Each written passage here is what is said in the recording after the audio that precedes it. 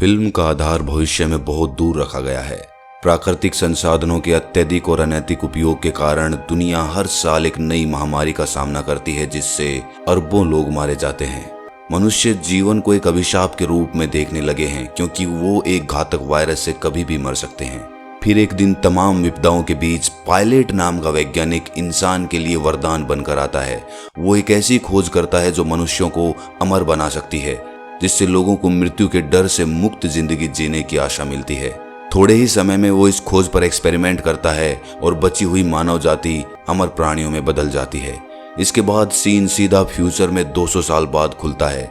गुंबददार शहर के अंदर रहने वाले कुछ चुनिंदा यंग एज वाले लोगों को ही फ्रीज नाम की प्रक्रिया से गुजरने का मौका मिलता है, जो उन्हें अमर बनाती है। पायलट पूरे शहर को चलाता है और व्यवस्था बनाए रखने के लिए उसके पास सैकड़ों कर्मचारी काम करते हैं। कम उम्र में ही लोगों को गुंबददार शहर में लाया जाता है और उनका मूल्यांकन स्वयं पायलट द्वारा किया जाता है। वो उनके जीवन में उस पल को इंगित करता है जब वे अपनी लाइफ के पीक पर होंगे, मतलब जब वे फ्रीज हो चुके होंगे। अधिकांश लोगों के लिए ये उम्र लगभग 25 है, लेकिन हर एक व्यक्ति के लिए अलग अलग हो सकती है। इसलिए गुंबददार शहर अमर और भविष्य में अमर होने की तलाश में लगे लोगों से भरा हुआ है। फिर हमें फिल्म के नायक लोगोस से मिलवाया जाता है।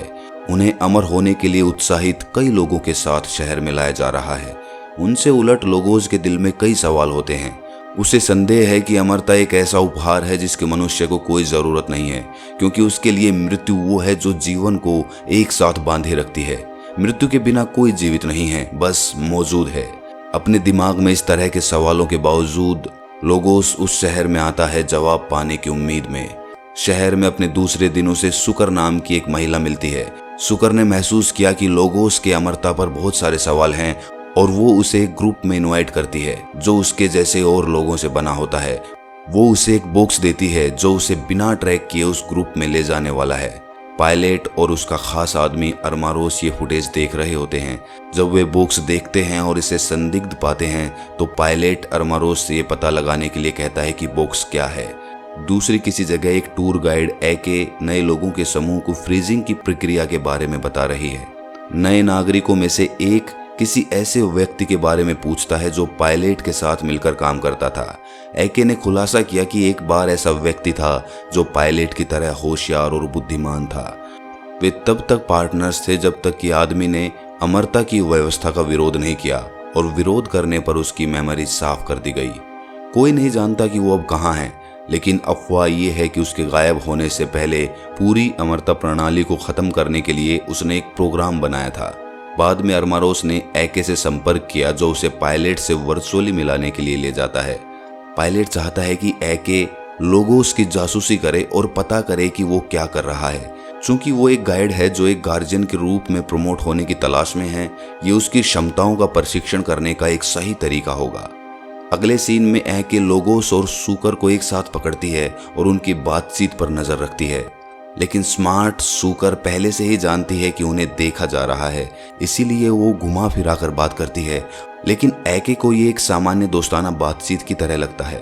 बाद में पायलट को ये बताया जाता है, लेकिन वो इस मामले को छोड़ने से इनकार कर देता है। वो फिर से एके को लोगोस की जासूसी करना जारी रखने और उसकी सभी गतिविधियों के बारे में एक रिपोर्ट बनाने के लिए कहता है। ऐसा करने के लिए एके को उसके करीब आना था, इसलिए अगली बार जब वो उसे अकेला पाती है तो वो उससे बात करती है। वो उस बात पर टिप्पणी करती है जो वो पढ़ रहा होता है और तुरंत अमरता के बारे में बातें करना शुरू कर देती है। लोगोस उससे पूछता है कि क्या वो उन बातों पर विश्वास करती है जो वो अपने छात्रों को उनके गाइड के रूप में बताती है। ये एके को सोचने पर मजबूर कर देता है और वो महसूस करती है कि उसके पास इसका कोई जवाब नहीं है। अगले दिन अपनी गैर मौजूदगी में वो लोगोस पर जासूसी करने के लिए 2 जुड़वा बहनों को नियुक्त कर देती है। जुड़वा बहनें भी प्रमोशन की उम्मीद कर रही है। उसी समय लोगोस चर्च जाता है और सुकर से मिलता है। ये पुष्टि करने के बाद कि किसी ने उसका पीछा तो नहीं किया, उसे अंदर जाने दिया जाता है। मासिम नाम का एक आदमी उसका स्वागत करता है और उसे एक प्रोग्रामर और वैज्ञानिक मदोरीन से मिलवाता है। समूह में हर कोई लोगोस की तरह है। वे अनैतिक प्रणाली पर सवाल उठाते हैं और पायलट के तरीके से असंतुष्ट है। तब पता चलता है कि लोगों को हर दिन मेंटेनेंस नाम की दवा की खुराक दी जाती है ताकि वो खुद को फ्रीजिंग की प्रक्रिया के लिए तैयार कर सकें। लेकिन ग्रुप ने पाया है कि दवा मानवीय भावनाओं और प्रवृत्ति को दबाती है। वे प्यार या नफरत नहीं कर सकते हैं, जो उन्हें नापसंद करने के लिए विरोध करने में असमर्थ बनाता है। ये लगभग वैसा ही है जैसे वे पायलट के गुलाम बनने के लिए पैदा हुए हों। मेंटेनेंस ड्रग लेने वाला हर कोई एक जैसा ही होता है, लेकिन किसी वजह से ऐसा लगता है कि लोगोस इसके प्रति इम्यून हैं। यही वजह है कि उनके पास अमरता के बेनिफिट्स के बाहर के विचार हैं। साइंटिस्ट मैडोरिन को पायलट के पूर्व साथी द्वारा बनाई गई एक डायरी मिली है और वो उस वायरस की नकल कर रही है जो अमरता को उलट देगा। समूह का प्राथमिक लक्ष्य लोगों को ये एहसास दिलाना है कि वे सुख और दुख महसूस कर सकते हैं, ताकि वे सिस्टम का विरोध कर सकें और पायलट के शासन को समाप्त कर सकें। अगले सीन में पायलट अपनी जवान बेटी अमेंडा के साथ है। वो उनके एक्स पार्टनर के बारे में पूछताछ करती है और बताती है कि उसका नाम हेलियस था। अमांडा एक जिज्ञासु लड़की है। उसके पिता द्वारा चलाए जाने वाले सिस्टम के बारे में उसके कई सवाल हैं जिन्हें सामान्य नागरिकों को पूछने की अनुमति नहीं होती। इस तरह से वो लोगोस और उसके ग्रुप के दूसरे लोगों की तरह है और पायलट को भी इसका एहसास होने लगा है। अगले सीन में एक बुरे सपने के कारण सुबह लोगोस की नींद खुल जाती है। वो एक सपना देख रहा होता है जिसमें वो रेगिस्तान में एक खतरनाक सूट पहने हुए है। सपना हमेशा उसके सांस लेने और बाहर निकलने के संघर्ष के साथ समाप्त होता है। एके प्रमोशन के लिए पायलट द्वारा उन्हें दिए गए कार्य को पूरा करने के लिए कुछ भी करने को तैयार है। उस दिन वो लोगोस के पास फिर से अपने आप को किसी ऐसे व्यक्ति के रूप में प्रस्तुत करती है जो उसका दोस्त बनना चाहता है। हालांकि बातचीत के बीच में वो उससे पूछती है कि क्या वो मेंटेनेंस की दवाएं लेता है जो उसे फ्रीजिंग की प्रक्रिया के लिए तैयार करती है। लोगोस इस सवाल से हैरान होता है, लेकिन वो झूठ बोलता है और हाँ कर देता है। कुछ समय बाद वो उस ग्रुप के साथ दिखाई देता है जो कोड को बदलकर मेंटेनेंस दवाओं के प्रवाह को रोकने की योजना बना रहे हैं, और ये कैपिटोल बिल्डिंग के जरिए हो सकता है ताकि लोगों को पता चले कि मानवीय भावनाओं को महसूस करना कैसा होता है। लेकिन इसे रिकोड करने के लिए उन्हें कैपिटोल बिल्डिंग की अंडरग्राउंड टनल्स तक पहुंच की आवश्यकता होगी। लोगोस को याद आता है कि एके कैपिटोल में काम करती है और उसके कार्ड का यूज उन क्षेत्रों तक पहुंचने के लिए किया जा सकता है जो अन्यथा आम जनता के लिए नहीं खुलते। वो उससे मिलने जाता है और उससे पूछता है कि क्या वो मेंटेनेंस की दवा लेती है। इससे पहले कि वो जवाब देती, जुड़वा बहनें वहां आ जाती हैं। इसके बाद हम देखते हैं कि अरमारोस ने एके से पूछा कि लोगोस किस बारे में बात कर रहा था, लेकिन वो उससे झूठ बोलती है और बताती है कि वो सिर्फ हाय करने आया था। लोगोस का सवाल उसके दिमाग में दिन भर रहता है, इसलिए वो अंततः उससे मिलने जाती है। वो उस पर भरोसा करता है और उसे अपने ग्रुप में ले आता है। उनकी योजना के हर कदम और उनके लक्ष्य को किसी ऐसे व्यक्ति को बताया गया है जिसे उनकी जासूसी करने के लिए भेजा गया था। एके हैरान है, लेकिन वो खुद को संभालती है। ये पता लगने के बाद भी कि पायलट उन्हें कैसे कंट्रोल कर रहा है, वो स्थिति की गंभीरता को नहीं समझ पाती, क्योंकि वो हर दिन मेंटेनेंस दवा ले रही थी। एके और भी दंग रह जाती है जब ग्रुप उससे उनकी योजना में मदद करने के लिए कहता है। उसे इस पर सोचने के लिए कुछ समय दिया जाता है, लेकिन वो इस अवसर का लाभ उठाकर अरमारोस को सब कुछ बता देती है जो उसने जाना था। आश्चर्यजनक रूप से वो किसी ऐसे व्यक्ति के बारे में जानकर भी शांत रहता है जो एक ऐसे विद्रोही ग्रुप का हिस्सा है जो उसके मालिक के शासन को खत्म करना चाहता है। अरमारोस ने एके को ग्रुप में लौटने और मदद करने के लिए सहमत होने के लिए कहा। उसे पकड़े जाने का डर तो था, पर वो किसी भी स्थिति से बाहर निकलने के लिए अरमारोस पर भरोसा करती थी। इस बीच हम देखते हैं कि पायलट फिर से अमांडा से बात कर रहा है। वो पूछती है कि जब उसने उसकी माँ को खोया तो उसे कैसा लगा था। पायलट यही सवाल बार बार पूछने से तंग आ चुका है, लेकिन उसने जवाब दिया कि वो बहुत दर्द भरा था। वो ये भी बताता है कि एक बार अमांडा मौत के बहुत करीब थी, तब उसे लगा था कि उसका जीवन उसके साथ खत्म हो जाएगा। यही कारण है कि उन्होंने और हेलियस ने अमरता की कोडिंग पद्धति को बनाने के लिए कड़ी मेहनत की। हालांकि पायलट का दावा है कि हेलियस को जलन थी कि सारा श्रेय उसे मिला, जिससे उनकी दोस्ती में दरार आ गई। उसे सुनने के बाद अमांडा कहती है कि हर बार जब वो ये कहानी सुनाता है तो लास्ट पार्ट हमेशा बदल देता है। फिर हम देखते हैं कि एके विद्रोही ग्रुप के पास मदद की पेशकश करती है। वो एक बड़ी योजना बनाते हैं जिसमें सभी को अलग अलग काम सौंपा गया है, लेकिन जब वो इमारत में घुसते हैं और टनल में एंटर करने वाले होते हैं तो एक अलार्म बजता है। ये वास्तव में एके और अरमारोस का प्लान था कि वो लोगोस को ग्रुप के बाकी हिस्सों से अलग करे और उसे गिरफ्तार करे। ऐसा ही होता है, उसे पकड़ लिया जाता है और मेडिकल रूम में ले जाया जाता है। डॉक्टर उस पर एक मेमोरी वाइप करते हैं जिससे वो सब कुछ भूल जाता है। लोगोस के साथ एके ने जो किया उसे करने के लिए एके को बहुत बुरा लगता है। ये पता लगाने के बाद कि उसकी याददाश्त मिटा दी गई है, वो विरोध करती है कि वो उससे मिलना चाहती है, लेकिन पायलट उसे वार्निंग देता है कि वो केवल वही काम करे जो उसे करने के लिए कहा गया है। इसके अलावा उसकी उपस्थिति उसमें कुछ यादें फिर जगा सकती हैं। ये सुनकर एकाई कुछ घंटों के लिए दुखी होती है। तभी जुड़वा बहनें उसे बताती है कि उन्होंने लोगोस को देखा है। एके उससे मिलने के लिए दौड़ती है, लेकिन वो उसे पहचान नहीं पाता। उन्हें मेंटेनेंस ड्रग की भारी खुराक दी गई थी जिसने उसे अमर बना दिया था।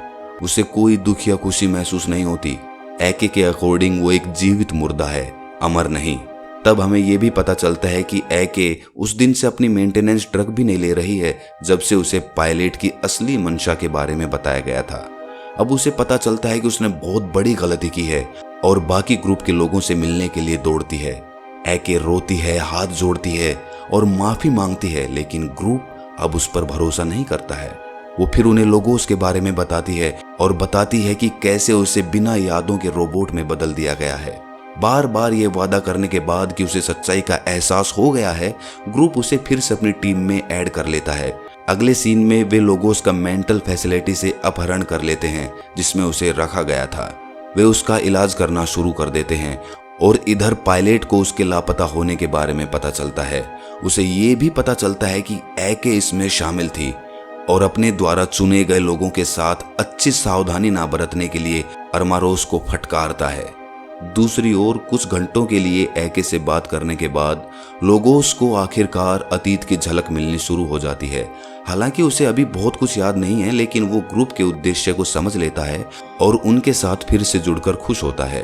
अगले सीन में ग्रुप मेंटेनेंस प्रणाली को हैक करने और अलग प्रोग्राम बनाने की अपनी योजना को जारी रखने की योजना बना रहे होते हैं। चूंकि एके अब कैपिटोल की सदस्य नहीं है, इसलिए वो जुड़वा बहनों से मदद मांगती है। ये प्लान सही काम करता है और वे अंडरग्राउंड टनल तक पहुंच जाते हैं। वे अंततः कार्यक्रम को बदलने और ओवरराइड करने में सफल हो जाते हैं। जब वे ये सब कर रहे होते हैं तो किस्मत से वे डिफ्यूजर ढूंढ लेते हैं जिनका उपयोग लोगों को अमर से नश्वर बदलने के लिए किया जा सकता था। फिर हम देखते हैं कि पूरा ग्रुप शहर से भाग रहा है। वे टेंट लगाकर पहाड़ों के बीच रहते हैं। भावनाओं को महसूस करने के लिए बेताब लोगोस अचानक डिफ्यूजर को खुद पर इस्तेमाल कर लेता है। वो वहीं मर जाता है, जिसके बाद सब लोग डर जाते हैं। ग्रुप का डॉक्टर उसकी मदद करता है और वो कुछ ही घंटों में होश में आ जाता है। एके तो उसके लिए बहुत डरी हुई थी। वो उसे बताती है कि वो उसे पसंद करने लगी है। लोगोस भी उसे ये बताता है कि उसे भी ऐसा ही लगता है। अगले सीन में ग्रुप को पता चलता है कि पायलट आज एक नया प्रोग्राम शुरू कर रहा है जो मनुष्यों पर अपनी पकड़ मजबूत करेगा। वो लोगों को लाइव मैसेज देना चाहता है, लेकिन ग्रुप द्वारा सिस्टम को हैक कर लिया जाता है। पायलट के बजाय लोगोस स्क्रीन पर दिखाई देता है और लोगों को पायलट के सभी को कंट्रोल करने के अनैतिक तरीके के बारे में सब कुछ बताता है। वो उन्हें कम से कम एक बार स्वतंत्र रूप से सोचने के लिए कहता है और वादा करता है कि उसके बाद उनके लिए सब कुछ स्पष्ट हो जाएगा। लंबा भाषण सुनकर लोग भड़क उठते हैं।